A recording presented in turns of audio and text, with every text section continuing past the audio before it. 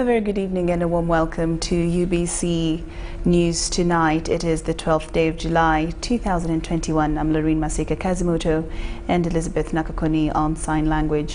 While we start off this evening's bulletin, Uganda police has arrested 3 people on allegations propagating fake news on social media that the president is dead. Now, the arrested persons will be charged with cybercrime related cases, and according to police, those abroad, the government has already contacted relevant governments to aid in this operation to have them arrested and handed over to the Ugandan government.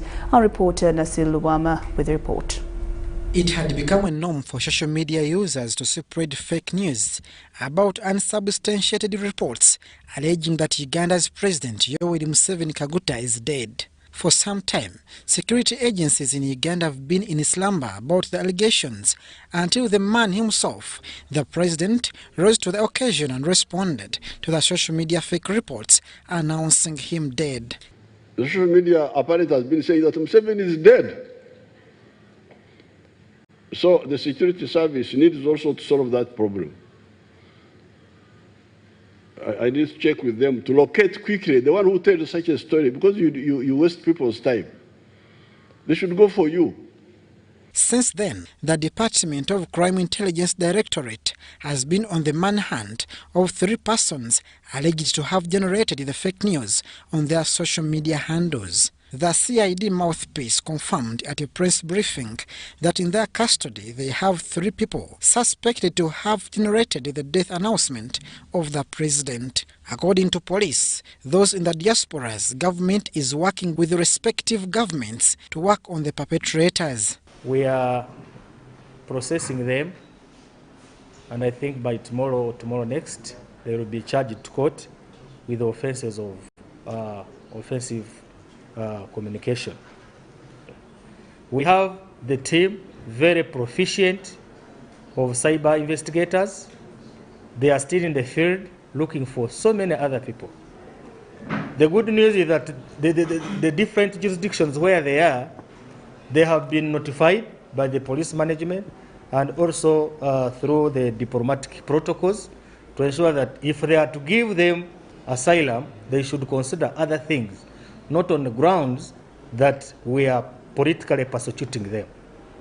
In another development, police is taking action on some of its commanders over facilitating the violation of anti-corona regulations. This follows different operations made within Kampala Metropolitan and found many bars operating without action from the respective police stations. Just within the vicinity of Natete police station, so we are taking this tough stance on some of our territorial commanders who are not as vigilant.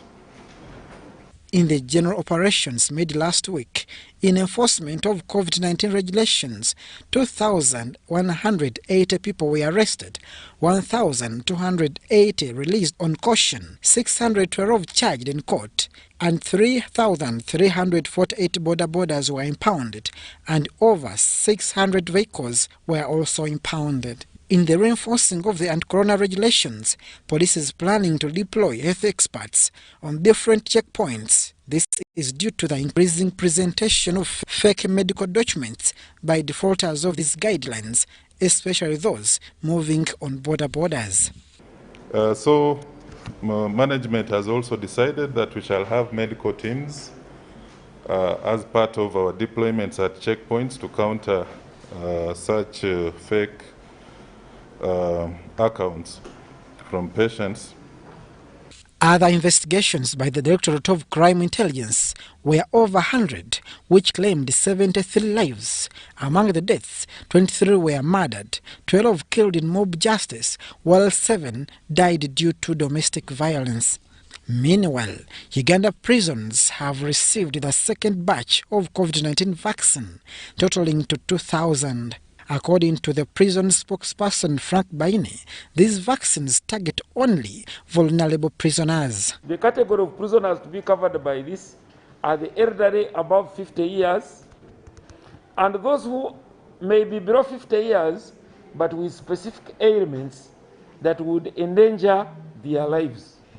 However, all staffs of Uganda prisons are advised to seek vaccination from the designated places by the government because they were not budgeted for on this second batch of the vaccine. Abdul Nasir Lubwama, UBC News.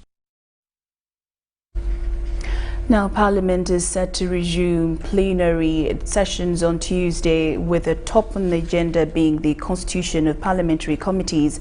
Members of Parliament expressed hope in this upcoming exercise as one way of jump-starting serious parliamentary work.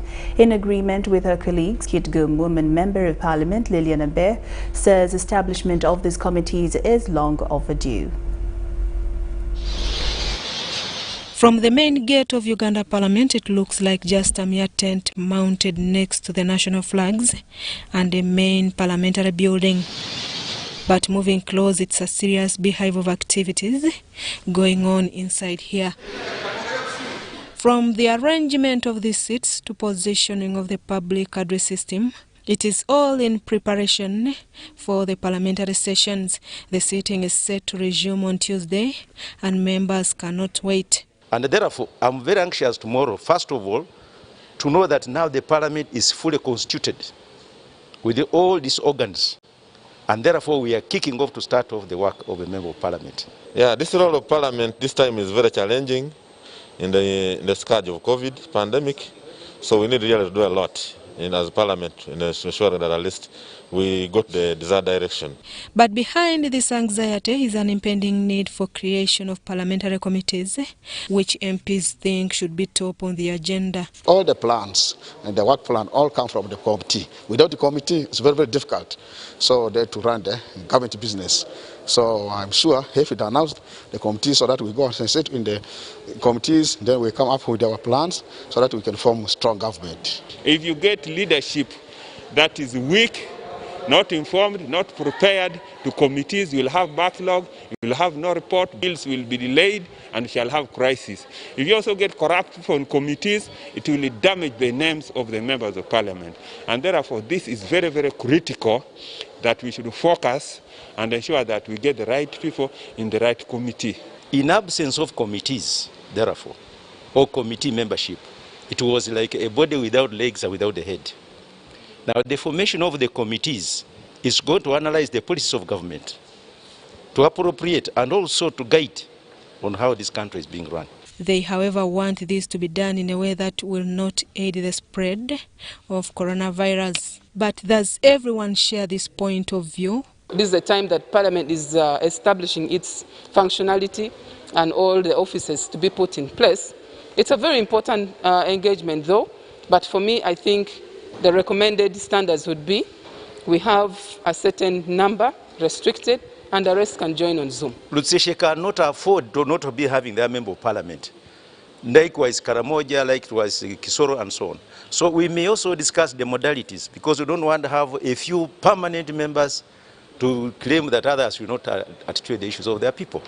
The last time Parliament sat was about 3 weeks ago to approve the appointment of the Vice President and that of the Prime Minister.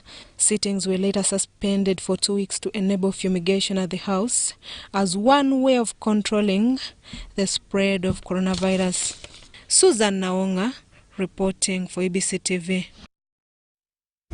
The Forum for Democratic Change Party appealed to the ruling NRM government to reassess the COVID-19 Relief Fund meant to support the affected vulnerable persons hit by the partial lockdown. Speaking at the party headquarters in Najanankumbi, FDC President Engineer Patrick Amuria Toboy also underscored the need for government to settle public electricity and water utility bills for an upfront of 6 months.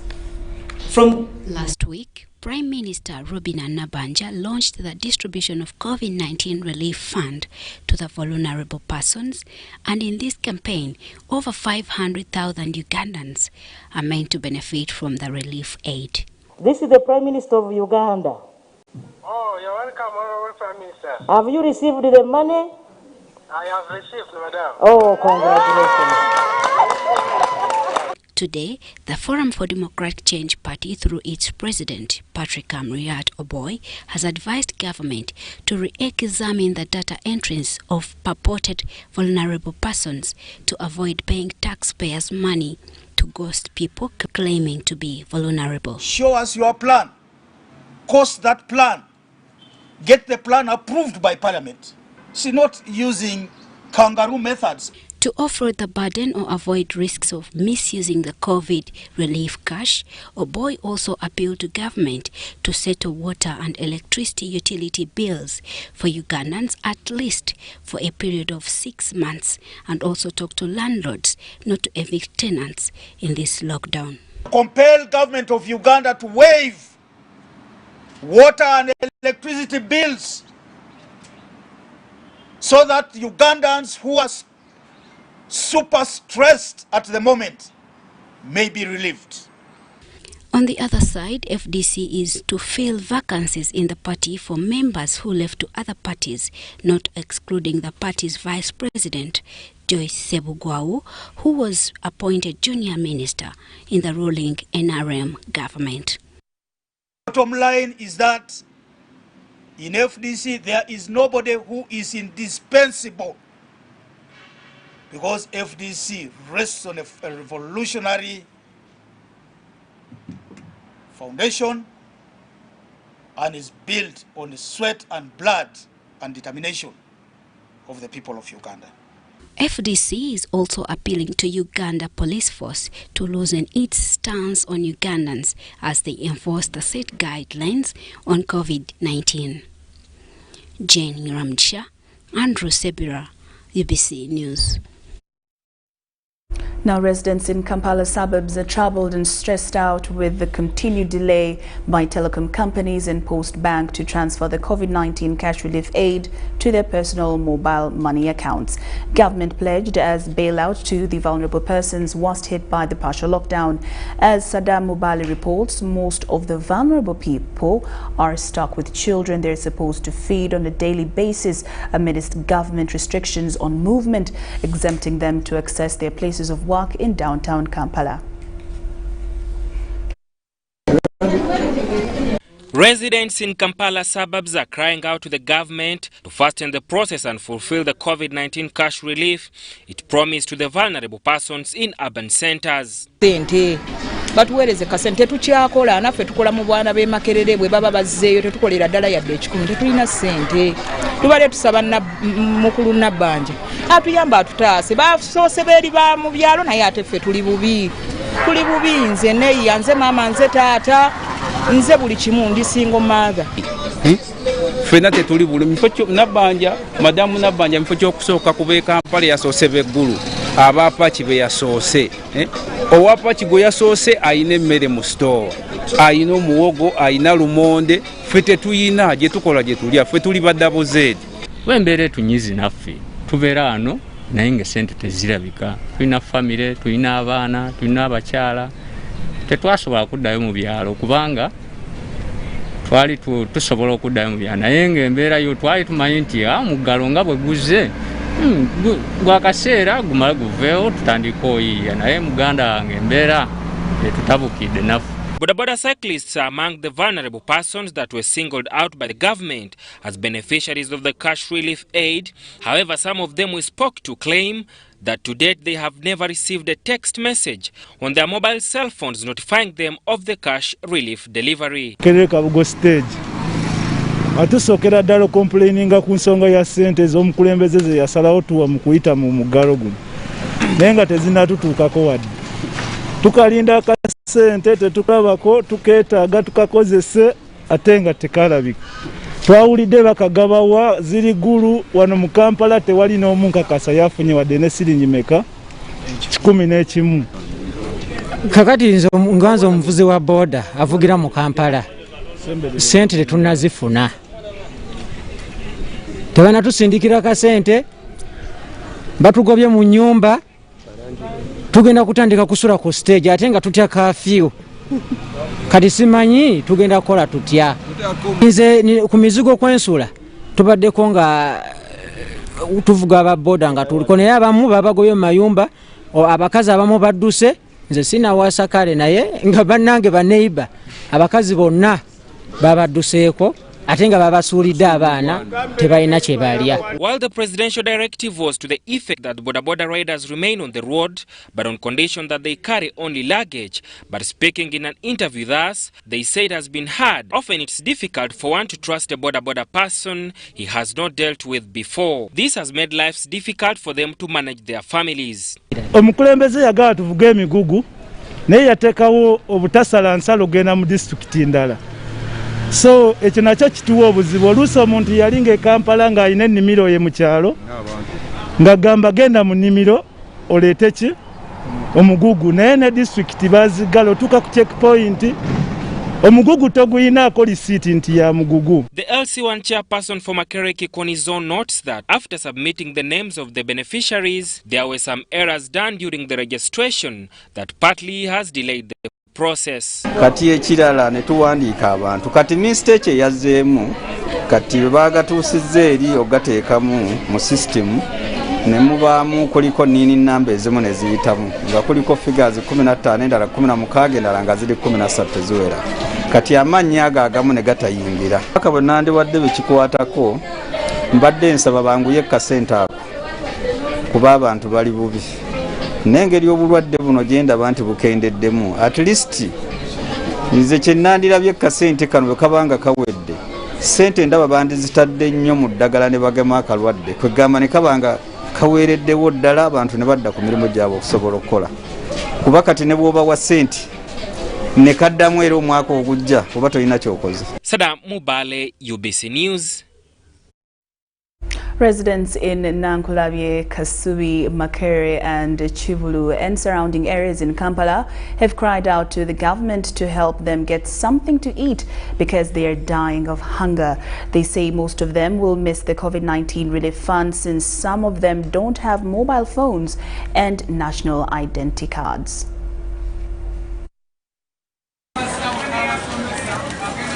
Since the second lockdown 42 days started, many Ugandans have been devising means on how to survive, but now some people have surrendered, saying the situation has become tough to the extent of sleeping hungry. Naye ekyokulya tetukyakirabako wadde n'omulundi n'ogumu. Toyina wogenda kujja, toyina kitawo, toyina nnyoko, toyina lusuku. Gavumenti yatusuubiza okutuwa ssente. Naye ffe abamu tetuyina ndangamuntu. Abalala tetuyina ssente zigula masimu. Mutembe ni tembe ya masatu kunkembera nimbi tutukikora bizimbe bakabikinga tutwine cyokulya kandi to government ne tuteka tubaramu kubanga nabajyangu bakutwereza sente tukuzireba. These residents revealed this while getting free COVID-19 test given to them by Angel Medical Care, a private hospital in Nankulabi, Kampala. I'd like to tell the public to come for the testing. This is a serious virus, this is a pandemic. I would like every resident. I have been tested of the COVID-19. I'm negative and I thank the institution, Angel Medical Center, who has allowed us to test for free without paying any coin. Dr. Musenze David Lubega, the head of this hospital, explains why they have decided to give free services to the locals. We've decided to give back to the community that we serve by doing free COVID-19 antigen and antibody tests to all individuals that access us, to doing more sensitization on COVID-19, teaching them awareness about COVID-19, and other services that we offer at Angel Medical Care. We don't only do COVID-19, we do other laboratory tests. According to the experts in health from Angel Medical Care, so many people have died not because of COVID but stigma. So we have been sensitizing them about the natural remedies. They have to take control of the doses. We have the exercising. We tell them the diet, the steaming, and so on. So we are trying to help these people in our community not to fear, because the fear makes everybody fail to get the needful things up to follow. So with the COVID-19 testing, we have done it at a free cost this way. We are targeting like 50 to 100 people in this community. It's still free. People feel just free. You come for the COVID-19 testing. Angel Medical Stores offers services like COVID-19 testing, HIV testing, DNA, among others. Ivan Juko, Nelson Akatuhura, UBC News. Now, while that may be the case in that part of Kampala, after delays of distribution of money in Kampala, Wakiso and Mukono, vulnerable persons in the central region of the country have started receiving money. So far in Kampala, 30,000 people have received money on their mobile phones, and the districts that have so far been benefited include Wakiso, Mukono and Masaka. Frank Mugabe, the Public Relations Officer, Minister of Gender, Children and Social Protection, says that border riders and vendors, those working in saloons, are the biggest beneficiaries, while the women have had the lion's share. Very good news to all Ugandans this evening that today we started payments for residents in Kampala, where we have had a little bit of delay over the last few days since we had the launch on Thursday. Last evening, we were able to pay up to 9,000 individuals around Kampala, and this morning we have topped up that figure. This evening we have topped up that figure with payment to another about 38,000 persons. So in Kampala right now, we have done over 43,000 payments alone in Kampala. For us, that's very good because there have been issues on what has been happening in Kampala in terms of the delayed data entry into the system. Nationwide, the picture is also very good because out of the expected 501,000 entries that we expect, we have so far received 343,816. So that means we have gone to about over 70% of all the entries across the country, and this means that we are moving very close to the closure of this exercise. We are seeing women being huge beneficiaries of this relief fund, and they are now amounting to 159,802 individuals, and we have 184,014 beneficiaries who are male. For us, if we support more women, that's very important because we know that in times of crisis, women always carry an extra burden in terms of looking after the sick and also providing food for the family members. Parliamentary COVID-19 Task Force team for Western Region has raised a concern about health workers who contract COVID-19 and meet personal expenses. The team that is being headed by Honorable Joseph Ruyonga, the Hoima City West Member of Parliament, said that all health workers in regional hospitals visited have no personal protection equipment, yet national medical stores claim of having them in their storage facilities. Speaking during a guided tour of referral hospitals in Western Uganda, Ruyonga said that health workers are working in poor and risky situations that make their work difficult.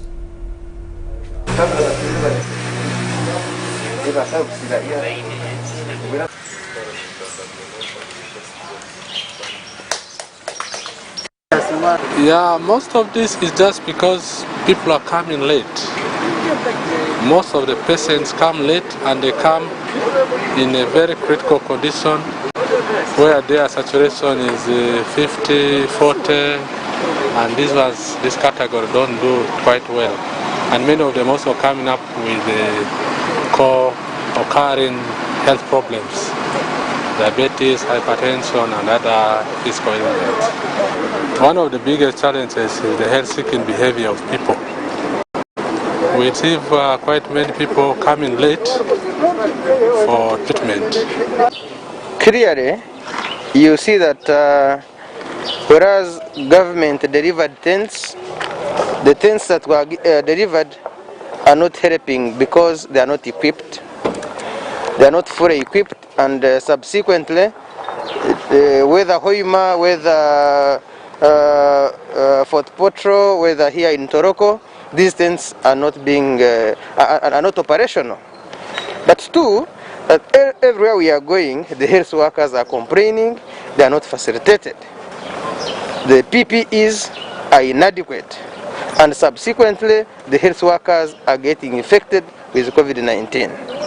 The other bigger challenge is that when they get infected, they have to meet their treatment costs as health workers. But we are having a challenge of the refugees. So every supply which is given to the especially Bundubujo hospital here, because it's the one which supplies other health facilities, is not enough because of the added numbers of the refugees. And among the refugees who came from Congo, they were also tested and there were COVID-19 cases. So we really appreciate other development partners who are taking up to make sure they are giving us support in terms of treatment, isolation and everything in the camp which is based at Bubukwanga sub-county. Of course, we have found a number of issues like health workers not having enough PPEs. Some health workers have not been trained, like in Toroko and Karugutu. They have health workers that have not been trained. They don't have an isolation center, and so many other things. And of course, they have told us some of the challenges that, Toroko district is a border district. They get people who come from DRC. I think they tested about 347 people, and 141 were positive, which is around 40%, which is a very high figure. But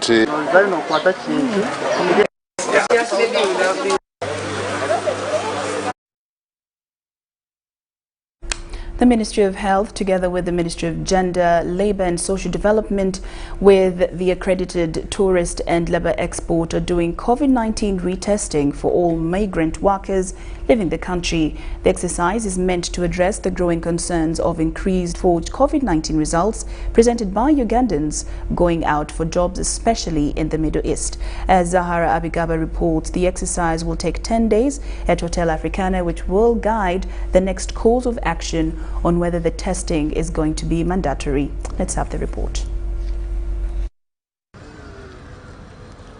Following the high-level inter-ministerial meeting held on the 28th June 2021, with effect from 11th July 2021, the Ministry of Health will start retesting the high-risk group of migrant workers 24 hours before their flights. And this is an interim measure that is going to be done in a short period of time. And it started yesterday on Sunday, and we expect it to go on until when we are confident that our tests meet international health regulations. Because before we were doing 72, but with 24 hours, it means we are much more surer of the health of the persons that we are externalizing. So we appreciate the government of Uganda for availing us this free service, because doing a PCR test is not cheap, but it also assures the persons where our people are going, and also our people as well, that they are actually being taken care of by the government. All migrant workers who aim to leave the country must present a negative PCR result from a private accredited laboratories of their choice, done within 72 hours. The Ministry of Health will conduct a free confirmatory test for those travelers 24 hours before their flights. These measures are arising out of the increasing number of Ugandans with negative COVID-19 certificates who are testing positive at their final destination. Workers whose origin has been through Entebbe Airport have been testing positive at their final destination, and this was as a result of forgeries of PCR certificates. Also, some unscrupulous individuals have even made an attempt to hack into the government results system. This will be done at a free cost under a Government of Uganda laboratory arrangement at Hotel Africana Open Space. The retesting is free of charge and is being handled by government laboratories, the Central Public Health Laboratory, CPHL, and Uganda Virus Research Institute.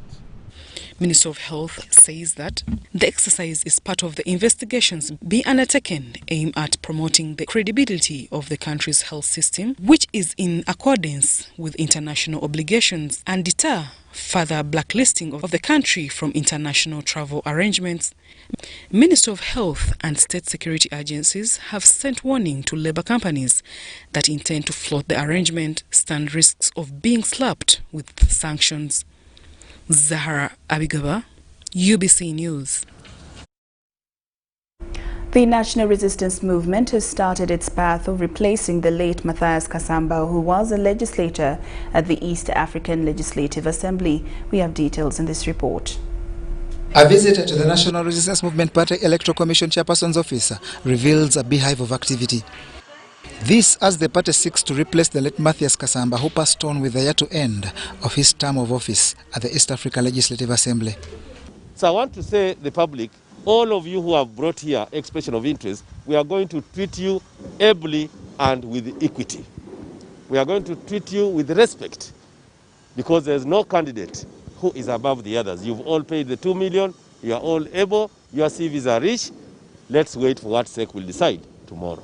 By the time of filing this report, 19 people, including National Women Council Chairperson Hajat Farida Kibowa, had expressed interest. Government has invested a lot of money in programs here, like the Uganda Women Entrepreneurship Program, YLP, and Skilling Uganda, and of course so many women and young people and so many people have had an opportunity to make good things here, but the problem is market. I think when I go and join the East African Parliament, I will get an opportunity. It will be a platform for me to look for market, because women have done here good things, masks, sweaters. They have ventured into so many activities which we need to export to these other countries. Hajat Kibowa also targets increased efforts to ensure East Africa integration is realized to its fullest. You're all aware, we are waiting for the full integration of the East African countries, and it requires a lot of mobilization. When it comes to mobilization, I don't think anyone can doubt my mobilization skills. So I request for support. Others in the race include Astera Kiriowa, Professor Mondo Kagonyera, and Sarah Nkonge. The National Resistance Movement Central Executive Committee meets next to propose names that will be forwarded to the caucus for a final say. Lauryn Market today was the focus of security deployment after traders operating in Modern Market had a scuffle with the security personnel following their protest of the non-payments by market leaders. As Ivan Juko reports, a security officer at the market was shot dead in the scuffle. Security operatives including police, local defense unit and the military patrolled in and around Lauryn Market this morning, as market traders expressed their concerns to the market leadership over non-payment after a long time. What transpired next was scuffles and running battles, and a life was lost as one market guard known as 16 was shot dead. And by press time, the scene of crime was littered with blood, but his body had been taken to the city mortuary at Mulago National Referral Hospital. Tension mounted and more enforcement was deployed to tame the threatening moments.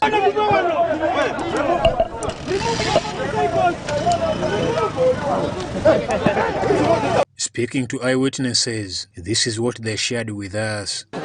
Netutandika kuwulira amasasi okujja okulaba nga abasirikale bwe balimu abapoliisi bali mu kuyuwa ebintu by'abantu, ennyanya bali mu zisuula, midala bagisuula, okukakana nga batusemu omuntu. Batukidde wano ne bakuba omuntu amasasi, kati batunuza embundu mu bantu n'omuntu akubye amasasi abadde mu lweya. They however condemned the act by security operatives, blocking them from working amidst the trying COVID-19 partial lockdown.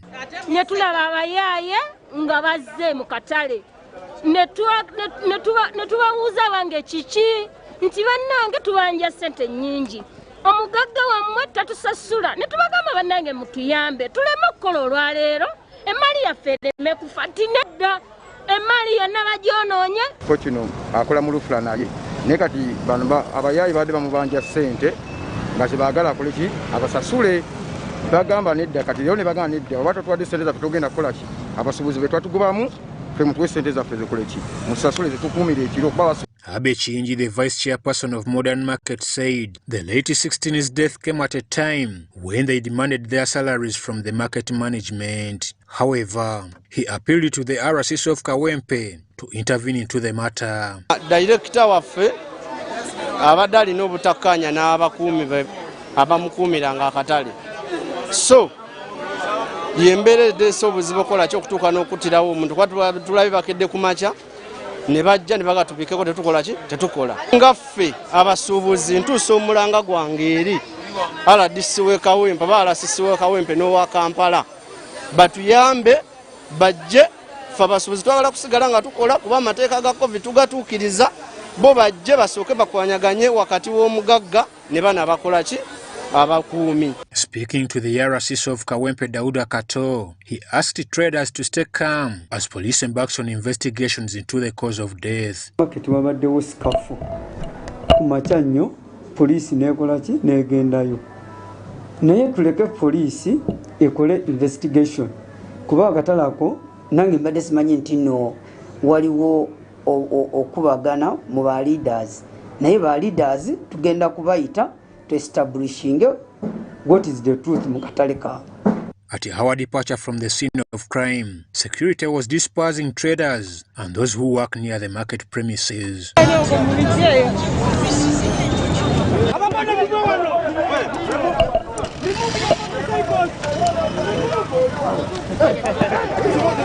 Ivan Joko, UBC News.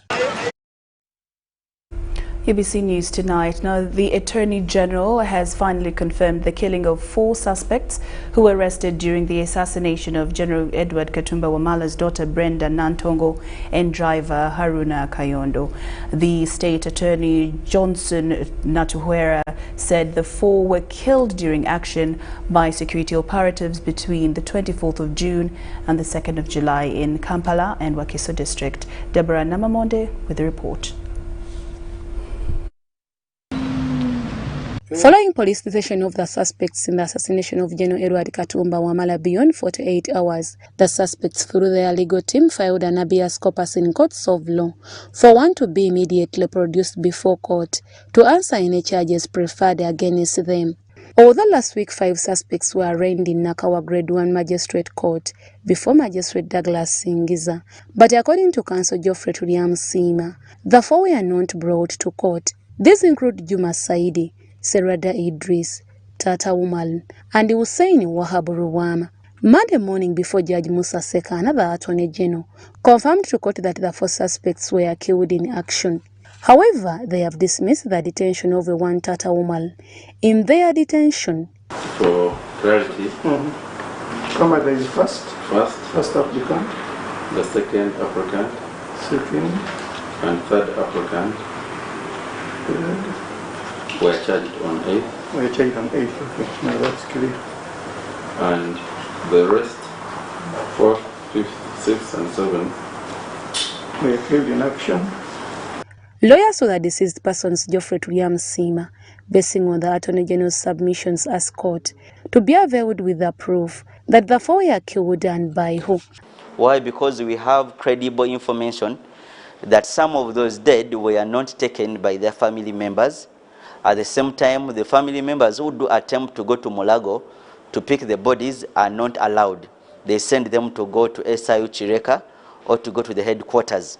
After listening to submissions from both sides, Judge Musa Sekana was pleased with the prayers for the accused persons and ordered the Attorney General to produce proof to court on Friday this week. They were already charged. And I served. But what is next if the Attorney General induced the wanted evidence by the lawyers of the accused persons? Okay, one, we may not sue the Attorney General. Why? Because the law is very clear that who he infringes on the right of another, the law mandates any other person to take them in their individual capacity, whether they work in government or they don't work in government. However, with time we shall update the public on the better remedy we shall take. Among those who filed this application before court include Kamada Walusimbi, Muhammadi Kagugube, Sirimani Kisambira, Raiz Mustafa, Juma Saidi, Serada Idris, and the one Tata Umal. Turiam Sima also updated us on the bail applications filed in High Court Criminal Division by Yusuf Nyanza and Hussein Selubura, who were area paraded in court on the same matter. Unfortunately, by this time, the DPP had not filed their submissions and their reply, and they have prayed for an extension of time, which court has granted them until Wednesday. At the same time, our rejoinder will be for Friday. From there, court will be giving us the day for ruling. Deborah Namamonde, UBC News. The Chief Justice Alfonso Winyidolo has assured more service delivery in terms of rendering justice to Ugandans since there was an increase in the judiciary budget of the year 2021-2022. The Chief Justice communicated this while officiating at the swearing-in ceremony of magistrates and deputy registrar, the function which was held at the judiciary headquarters in Kampala. Dolo urged them to ensure service delivery in their line of duty and also ensure that Ugandans get justice.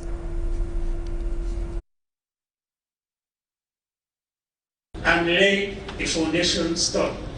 On several occasions, judiciary has decried the challenge of limited manpower, which at times affect them in service delivery to Ugandans.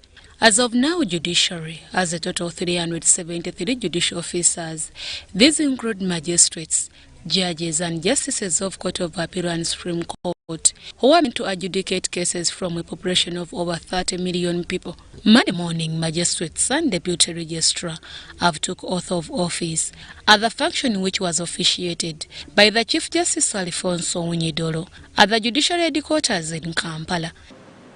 I, John Paul Edoku, swear in the name of the Almighty God that I will be well and truly exercise the judicial functions entrusted to me. I will do right to all manner of people, so help me God. Chief Justice Alfonso Winyidolo informed the magistrates and deputy registrar that although there are criticisms and other challenges, however, they should ensure that justice prevails to Ugandans. If your conscience tells you you're doing the right thing, go ahead and do it. Do not exercise any fear. Do not exercise any favor. This is a cousin of mine. The cousin is, if you're brave enough to handle a matter involving your cousin and he or she is wrong, she's wrong, you pronounce the law. The personification of the law is weighing scales, the balance. You don't rush, you weigh the matter before you. You don't see the person, you see the issues. You're blind. The law does not see him, does not see her, does not see, no. The law sees the issues. Doro also advised them to always stand on the side of the law in rendering services to the people, and not forgetting to protect the oath of office, especially the impartiality code. Independence. Nobody should ever tell you that this case decide this way. Nobody should ever dictate that, not even the Chief Justice can dictate to you that this case decide this way. No judicial officer should ever be neutral, but you must be impartial. If somebody is going the wrong, you say no, not there. If the other side is also in the wrong, you equally, equitably, you apportion responsibility equitably. It was during this ceremony that the Chief Justice Alfonso Winyidolo assured Ugandans of more services following an increase in the judiciary budget in the financial year 2021-2022. Your appointment comes at a time when the judiciary is in dire need for more judicial officers to help the people of Uganda in various parts of the country to realize meaningful, accessible, and speedy justice. I need to let you know that for the first time, the judiciary budget has been virtually doubled. We're able to recruit sizable number of judicial officers this financial year. You are part of that recruitment to enable us to render meaningful justice to the people of this country. The Deputy Registrar Salalanga, in her remarks, cautioned the new judicial officers on corruption and appealed to them to always remember and protect the judiciary image in whatever they do. One of the key expectations from us is the zero tolerance to corruption. We will be relying on you to bring in good work ethics and attributes that will make the judiciary shine for good reasons. We expect to see an attitude of service beyond self to the people of this country, and also to see you uphold the different values that are enshrined in the Judiciary Code of Conduct. Deborah Namamonde, Nantongo Rebecca, UBC News. UBC News Tonight takes a short break, but after that we'll return with more news items.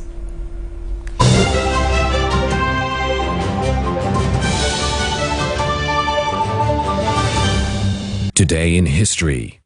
On 12th July 1984, a car bomb exploded in Durban, killing 5 and injuring 27. This car bombing was known as the Jacob's car bomb, according to an application for amnesty from the Truth and Reconciliation Commission by Raymond Lala, a member of the African National Congress. Some of the 5 people who were killed in the explosion were Mijua Nkomo, Makerane Migadi, Joshua Pile, and Bongwa Simamane, and this became one of the most deadliest bombing in the South African political history.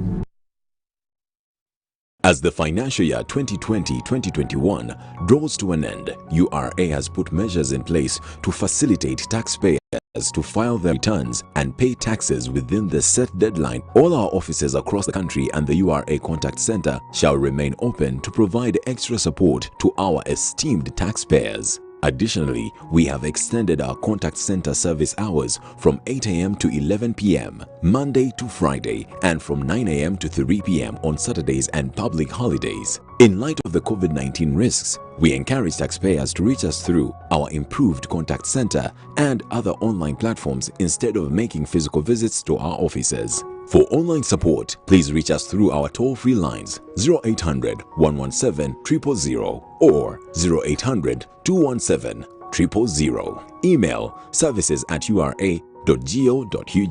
Website ura.go.ug. Social media: Facebook, URA page, Twitter @URA Uganda.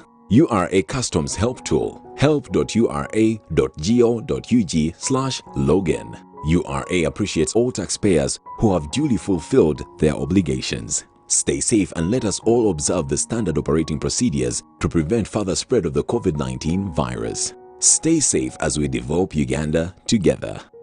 Uganda Revenue Authority, developing Uganda together. We've cut and reduced our MTN Momo withdrawal rates. Now you can withdraw mobile money at the lowest rates. You also get MTN Senchu points when you deposit, send, and withdraw MTN mobile money. Visit our Momo agents countrywide and withdraw mobile money at our reduced rates from 1st May 2021. Everywhere you go, MTN.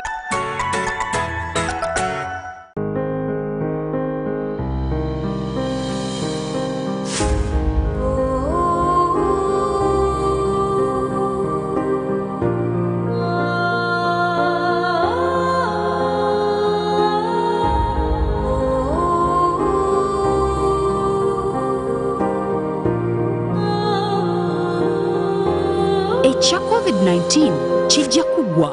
If we get vaccinated now, observe social distancing, wear a mask properly, sanitize or wash our hands with soap and water regularly. Together we can defeat this enemy.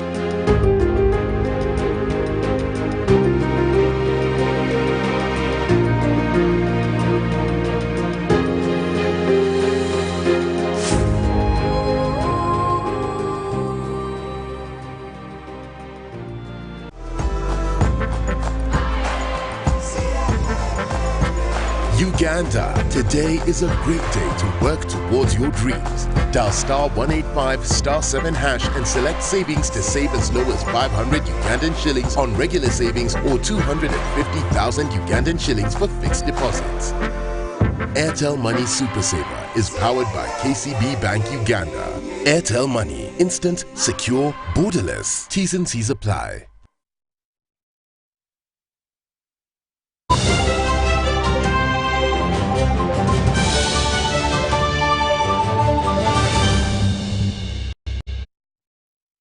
Welcome back from that break. You're still watching UBC News Tonight.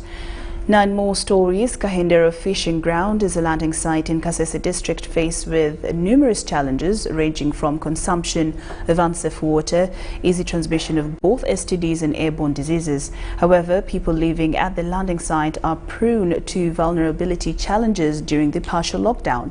Now in this report, local leaders appeal to government to reconsider them among the vulnerable persons meant to benefit from the COVID-19 cash relief government pledge. Let's have the report.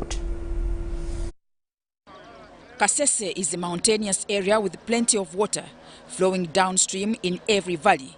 The plain lands, especially around the lake basin, is faced with challenges of clean water for human consumption. And there are some problems mostly we face in these fishing villages, like cholera, dysentery. Kahendero Fishing Village, like any other fishing community, depends on Lake George as the only source of water for domestic use. The fishing village has over 4,000 people residing here, but also hosts daytime commuters from the mountain ranges and towns around the district as fish traders. The LC1 chairman, Juma Alube, said Kahendero Fishing Village is faced with numerous challenges, not only water, but vulnerability in many other ways, including land. Now, our MPs will come down to see the problem of Kahendero. Otherwise, the situation is not good. He asked government to consider them as needy and extend financial assistance, as it has done to needy communities during this partial lockdown. Kahendero is situated between Queen Elizabeth National Park and Lake George. However, since the national park is an asset of Uganda Wildlife Authority, the authority has been demolishing homesteads and sanitary facilities of residents, claiming the community is encroaching on the protected area, yet the park found a community in the area before Queen Elizabeth National Park was gazetted in 1956. In this area, by the time the park were gazetting this fishing village, they did not consider the wetlands. As now you see, we are seated on water, so there is a worry. One time, one day, maybe a year, you may find these houses washed away. Namatov Rehema is the Secretary for Women Affairs at Kahendero Fishing Village, says they need a health center to cater for the emergency needs in the community, especially women giving birth and community members who fall victims of wild animals, especially the crocodiles introduced in the lake by Ua. Nkobera government omulanga bwebeerowooza mu kuweereza abantu obuyambe naffe tulowoozeeko kubanga naffe tuli bantu ba Uganda. Rehema appealed to the Office of the Prime Minister to send its assessors to witness the squalling vulnerability of the children who are now family heads at a tender age. Many of these children lost their parents to HIV and now struggle on their own. The community is also faced with the challenges of unsafe water. Government, the district leadership should come down to see the vulnerable community of Kahendero, how they can survive. People here share water with animals from the national park, reptiles, and from the community. Kamhunda, a resident here, says the community has been neglected by political leadership of the district to offer better services to the Lake Region community. Mutonyi Hilda and Kalisha Stephen for UBC. Former news anchor at Radio Uganda, Charles Dickens Angulo, dies at 71 years. The deceased was a former Luo news anchor who joined Radio Uganda in 1974 and served in different Luo programs for 39 years. Angulo passed on Saturday evening from Lira Regional Referral Hospital after fracturing his hip bone. Eddie Olwa with a report. A journalist is a jack of all trades, but a master of none. This was one of the popular voice that everyone yearned to listen to on Radio Uganda. Never keep your knowledge to yourself. Charles Dickens Angulo has been one of the last brand of celebrated veteran journalists of the 70s. One, he was a smart man, professionally smart and physically smart. Basically, I remember my father as someone who does not give up. He returned home after 39 years to Radio Rhino and Radio Unity, where he has been a household name, inspiring several listeners to media practitioners. I remember the first story I wrote. He told me, Moses, we are going to spike your story. I was like, what is the meaning of spiking a story? He said, a story which is spiked is a story which is not strong enough. I can only compare his demise to the burning of a library. He was a complete embodiment of true profession of journalism. Actually, Uncle C.D. Angulo made me love the media. Besides inspiring and mentoring several journalists in the region, Angulo was also very instrumental in informing the country after the Liberation War in 1979. Retired Colonel Tonotoa was one of the liberators and shares the deceased contribution. So for 2 days we were looking for people who could work for us. Lieutenant Colonel Oiro Jock had his message to give to the country. They were the people who facilitated him to give that great speech. In 2015, while riding to his workplace, CD sustained a fracture on his left hip bone, which he has been battling until recently when he slid and broke the right one that led to his passing on Saturday. When I see how the guy died and how he suffered after leaving the media, made me hate the media again. Yeah, the parliament, they're okay. When you look at the judiciary, they are okay. When you look at the executive, now you are calling us the fourth arm of government. What are we benefiting from government? Somebody who has worked for UBC or Radio Uganda for over 30 years and also who served his people for a career spanning 40 years plus, coming back with nothing in the hand. This is heartrending. I want to appeal to lawmakers to consider the profession of journalism. So I'm requesting those who can support, those who can help, should come up. Even his former workplace, that is UBC, should also come up and at least give a helping hand for the children who are remaining behind, for the family. Uncle CD served Radio Uganda from 1974 for 39 years before returning home to Radio Rhino and later Unity FM, where he mentored several celebrated journalists and media practitioners in the region. Even at his sick bed, he still inspired several, including the one reporting now. He will be laid to rest at his ancestral home in Kwania district on Wednesday. I'm Eddie Olwa, reporting for UBC News. In efforts to improve quality assurance and Uganda's competitiveness as a tourist destination, Uganda Tourism Board is set to undertake a nationwide grading and classification exercise of hotel and accommodation facilities. As a member of the East African community, Uganda subscribes to the East African Grading and Classification Criteria, a system denoted by stars ranging from 1 to 5. The grading and classification exercise will be crowned by the awarding of star ratings to facilities found compliant to the EAC minimum standards. This is therefore a call to all accommodation and facility owners and managers to register and get licensed by UTB as a requirement and get ready for participation. For more more information, visit www.utb.go.ug or email qualityassurance@utb.go.ug for details. Uganda Tourism Board, promoting tourism together. It's no secret that ICT makes learning easy. The strides made in our field couldn't be possible without it.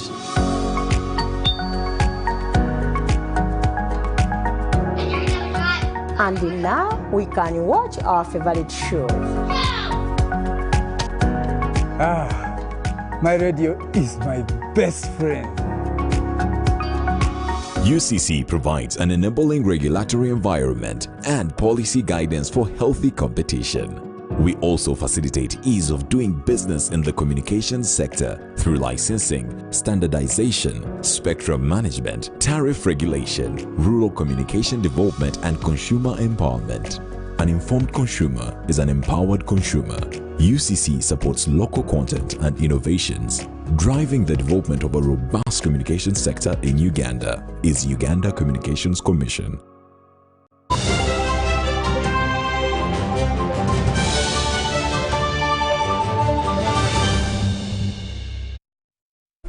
Welcome back from that break. Now into business. The ambassador of Ethiopia to Uganda, Lauryn Masika, says the African Union should assert its capability to amicably address the Renaissance Dam differences. Ambassador Masika is against Sudan and Egypt taking the GARD issue to the UN Peace and Security Council. Masika made the remarks while addressing the media virtually on the current developments in Ethiopia, which includes the unilateral ceasefire in Tigray and the just concluded national elections. The issue of the Grand Ethiopian Renaissance Dam is now rationally being stretched into the agenda of third parties and the international community. According to Her Excellency Almetsei Meseret, the Ethiopian ambassador to Uganda, GARD is a flagship development project of national significance and key in boosting energy security in Ethiopia and the neighboring countries. Ethiopia is building the dam. It is the largest dam actually in Africa to produce electricity. That's all about. But since it is inception in 2011, technical, political, and diplomatic challenge have faced Ethiopia mainly from Egypt. But Ethiopia, starting from the beginning, invites the downstream countries regarding the issue of the construction of the dam. 65 million Ethiopians, which accounts nearly to 60% of the population, have no access to electric power. An attempt made by Sudan and Egypt to take the GARD issue to the UN Peace and Security Council by mobilizing the League of the Arab States is faulted.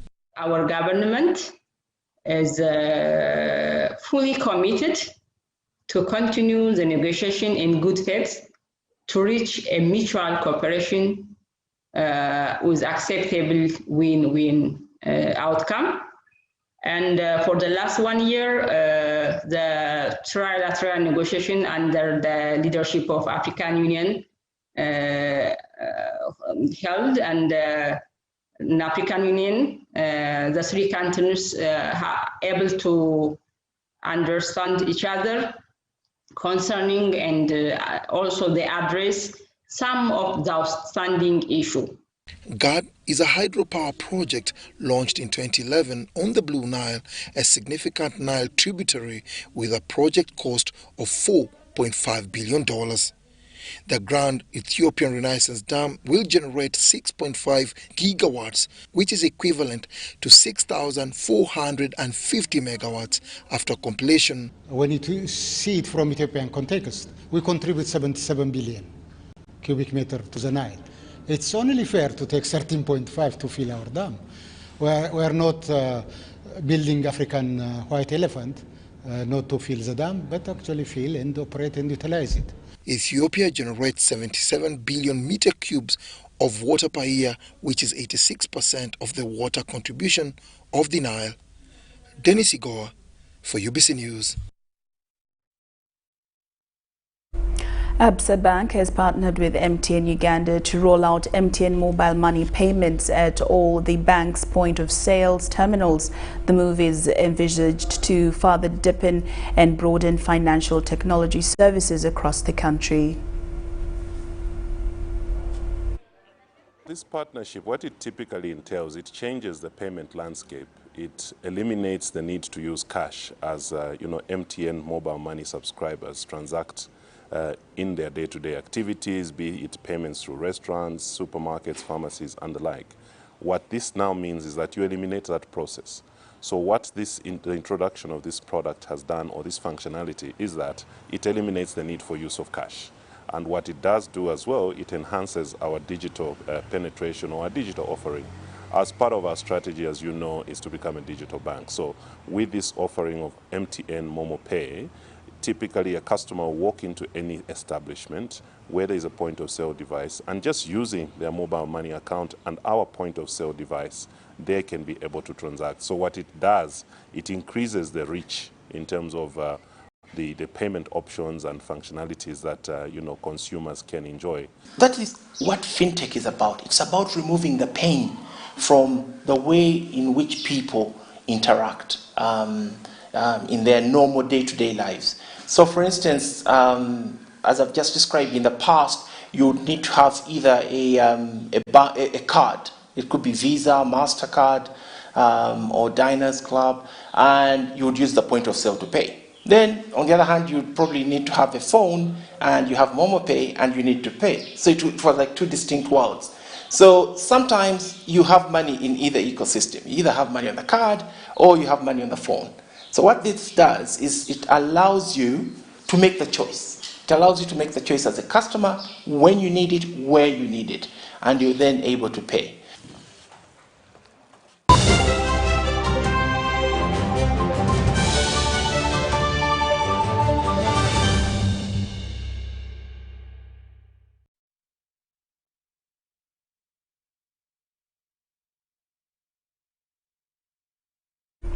Well, thank you so much for your company this evening. UBC News Tonight has come to an end. I'm Lauryn Masika Kazimoto and Elizabeth Nakakoni. We wish you a lovely night. We'll leave you with Millie Kutesa with tomorrow's weather forecast. Good night.